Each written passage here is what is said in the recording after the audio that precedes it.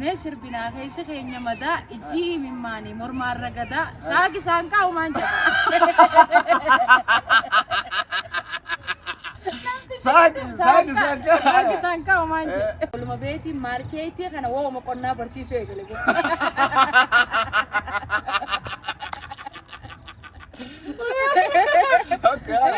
galatuma umri weeradu gizee biraa ammoo kararratti osoo hin taane istiidiyoo dabbalashoo guddoo keessatti lamadanii dhufta achirratti beekumsa biraa nuu qodda yaarraa harka duwwaa gijkeetu gaafa sana ammoo shooyii feegutu gaafa sanka asirra ni jiraami loogoo dabbalashoo akka qabannee giich chiizi maal jaan akkas jenna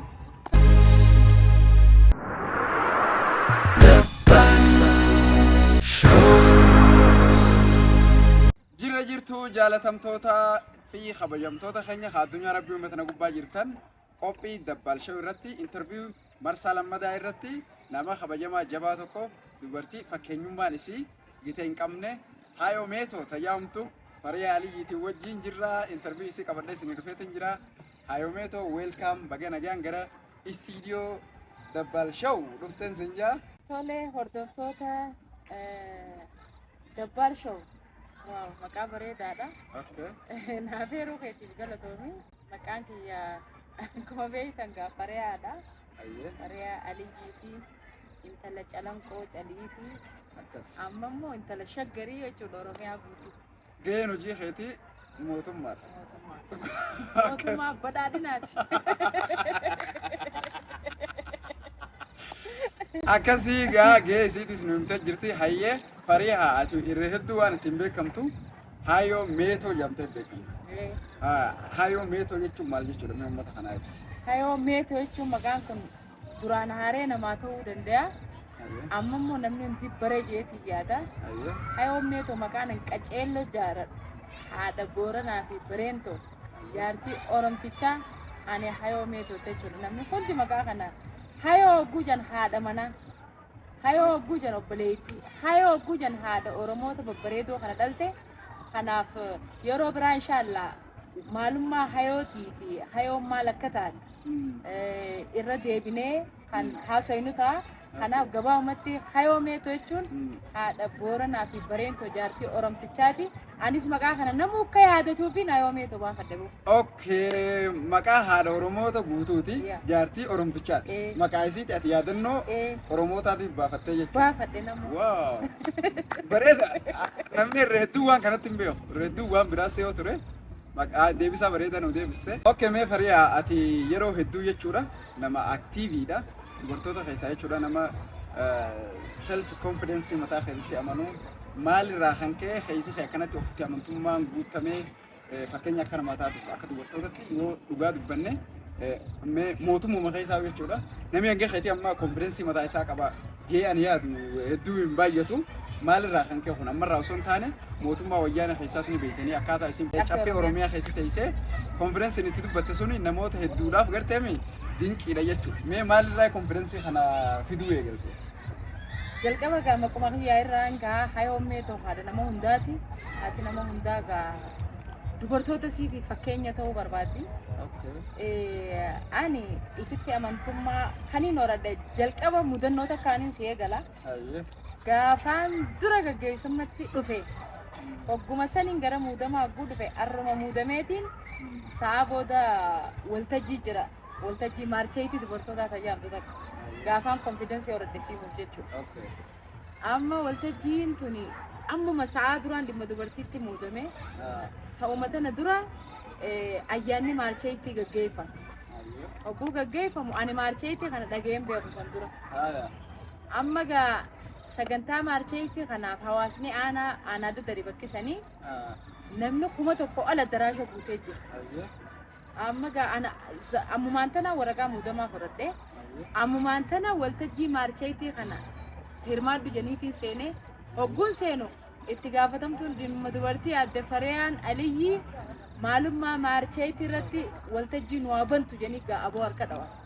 ani maarcheetii kana dhageen beeku yaaboo oluma beetiin Fariyaa umaan jega amma sammuuti yaa keessatti gumaan ol deemu jiru kan if baastus if kuffistus arrumaantan kanaaf maalcheetii kana dhageenyee misan dura maal godhuun qaba waan hin beeku haasaa'uun qaba jeetumaan oluma bahee ogummaan kiyya ka jalqabaa agriidha oguma saniin muudamee oguma saniin tooruma saniin eebbifamee ogummuma kiyya agri jechuun waa'ee qonnaati oluma beetiin maalcheetii kana wooma qonnaa barsiisuu eegale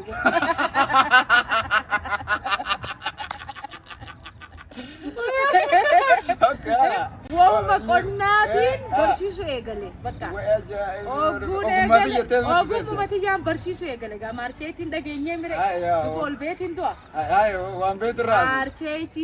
maalcheetii qonnumaan barsiisuu eegale waa'ee qonnaa Sambooda aboo manni harka dhawagaa guna waan qonnaa kana barsiisu. Ani immoo guna namni harka dhawu inumaatu mooraalii naa dhufte amma sittiin deeme waan qonnaa. Keessuma deemta. Keessumaan deema. Osoon juutiin waltajjiin kun ka dubartiitiin maal godhuun qaba. Qonna keessa gahee dubartootaa itti idaadhee jechuudha. Ogguma sana. Chuma keessa yaadni Chuma keessa yaadni naa dhufe. Qonna keessatti gaheen dubartootaa dinagdeen biyyaa guddachuu keessatti fayyadamummaan dubartootaa itti ide. Lakkaa sirriidha boonti.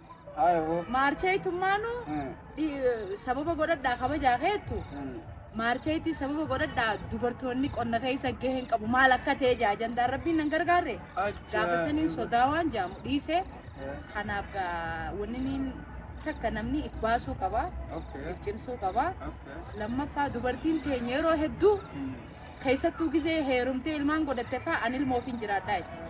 jalqaba ifii jiraachuu qabdi yoo ifii jiraatte ilmoo saniifuu jiraatti mire yoo ifii jiraatte abbaa manaa saniifuu jiraatti jalqaba iffadhu yoo iffeete ilmoo siisanuu feeti yoo iffeete abbaa mana siisanuu feeti kanaaf ifitti amantummaan ammoo waa hunda caale jechuudha kanaafiin mudannoo sanirraa hinan sodaas waan jaamu san hin qabu ifitti amantummaan ammoo dubartootaaf barbaachisaa dubartiin waa sodaachuun qabdu ilmoo ofiin jiraadhaa jetteetuma if darbuun if gatuun sirrii miti dubartoota meeqaa jira kaa nu caalan ka osoon behin sooshaal miidiyaa fi miidiyaa kanarraa qaanfatu kanaaf waa hedduu hayyuu waa hedduu barsiisuu dandeessu jira self confidence ammoo jiruu ta'e keessatti gahee guddaa qaba. Sirri akkasii. Ati keemantummaa hedduu qabdaa. Dhaggeeffatanii konfidensiitiitu akkaan fi akka jabaadhee hangana deemu nu godhee namni jajjabaa meeqaan nu jala hafe nama jajjabaa gaa dubartoota jajjabdu sila biyyallee bulchitu ta'aa hedduu jijjiiruu dandeessiitutu sababa konfidensii dhabuun hafe waan ta'eef konfidensiin jiruu teessan keessatti it is very important jechuudha.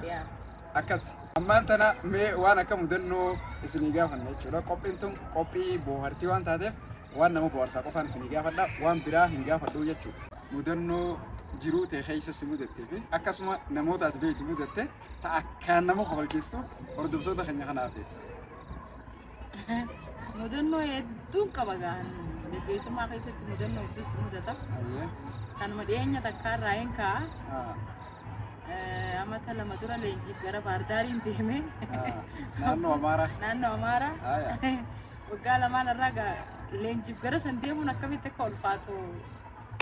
Akka malee ulfaatu. Leenjii giseen deeme yaa'u hoteela nu qabanii.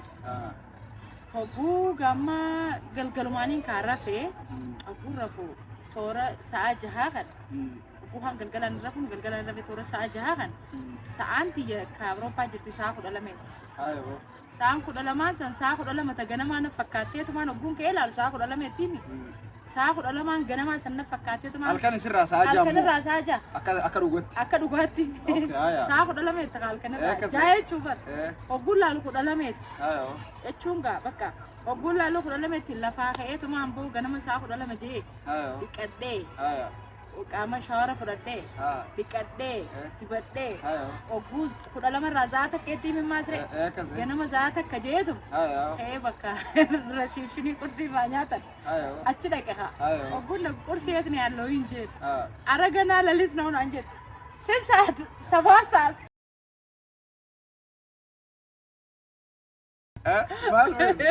Hogguun irra deebi'ee sa'aatii jalaalu sa'a takka ittiin torbaan akkasitti egaa dhiqadhee bakka risiibshinii dhaqe mudannoo addaati.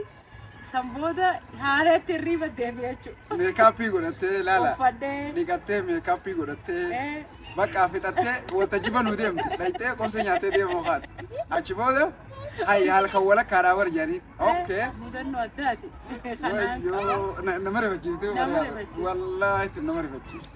Mudannoo nama rifachiifte. Hagam takkaan gaati hojiidhaaf hamilee qabda. Bakka teeshinii leenjii sanii kan nurraa kan ka'e. Akkasii. Hamilee qajeellotti ibsa qabdaate hojiidhaaf. Wanni qabdi mudannoon hin daganne yeroo hedduu bareedu mudannoo bareedduudha. Dhugumatti mudannoo bareedduudha. Kan nama biraa mudatte ta'e ammallee itti mudatte ta'e nu dabale mudannoo matan. Mudannoo maaliin qabasee? Ayye. Yeroo takka bulchaanaa meettaatiin ture. Yeroo gaafa rakkoon ture sana. Yeroo yaane sana. Gaafa yaane keessa. Komaandi poostiidha. Yeroo san gaama fileeshis maali sirba Oromoo kana guutuu beekan jirri. Sirba siyaasaa kana guutuu beekan. Sirba siyaasaa kana shamaddatanii beekan. Guutuutti kaasaatiis. Okay, ayye. Amma sirboota siyaasaa kana tootaalii miimoorii maarree kana keessaa guuran.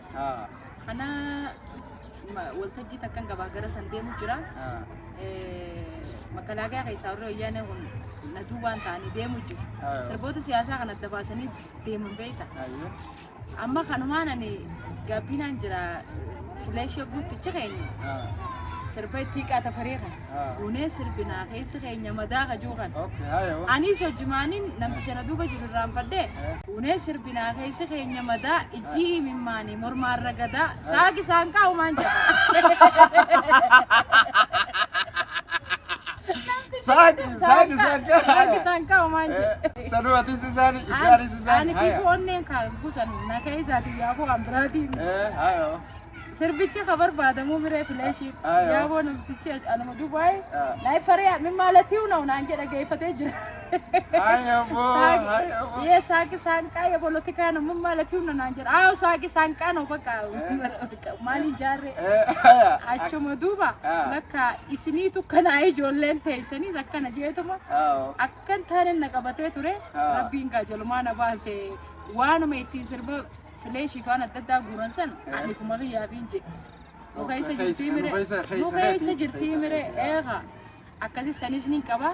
Hayyee mee ammaan tana qophiin keenya gara xumura deemaa jirti waan ta'eef jecha hayyomeetoo kararras qabne waan ta'eef jecha mee gabaabumatti anaafillee akkasuma dubartootaa fi hawaasa si daawwataniif maal dhaamta? Tole egaa dingatuma karaarra naqabee qophaa'eetii miti haa ta'u namni yeroo hunda qophaa'aa ta'uu qaba. Madam, yeroo hunda bakka deemtu hundatti ifitti amantummaan bakka hunda jiraachuu qaba malee. Ganaa maal godhadhee barreeffadhee maal jee dhufaadhaa miti. Dubartoota keenyaaf ammoo ifitti amantummaan waan hundaa ol. Ifitti amanuu qabdi. Ifiif jiraachuu qabdi. Self confidence kan hin juusan irra deddeebi'ee ifitti amanuu qabdi. Ifiif jiraachuu qabdi yoo ifii jiraatte namaa jiraata. Ilaalchaatii fi keetii qabdu namni si qaba. Yoo ati iffeete namni si fedha. Yoo ati ifii keetiif ilaalcha dadhabaa qabaatte namni nis ilaalcha dadhabaa si qabaata. Kanaaf akkaataa atitti if laaltutti namni si laala. Kanaaf ati of jaaladhu ofitti amani. Gaafa ati of jaalatte namni si jaalata. Gaafa ati ofitti amante namni sitti amana. Kanaaf ifitti amantummaan ilaalchi nuti ifii keetii qabdu ani jabdu ani jabaadha ani bakka akkasii niin ga'e ani waan akkasii niin godhoo jette inshaallah qofa yoo rabbi jedhee qofatti idaata malee inuma geessa. Kanaaf dubartootaaf namuma hundaafu dargaggoota akka keessanii kanaafis ifitti amantummaan murteessaadha. Ifitti amantummaa keessatti immoo waan dubbattu keessatti amma ati miidiyaa ammaa lafaa ka'u wanni ni si gorsu akka hayoomeetotti akka aadaatti wanni irra dubbattu amata kanaan fudhaniittis waan sin gaafachiisne ta'u.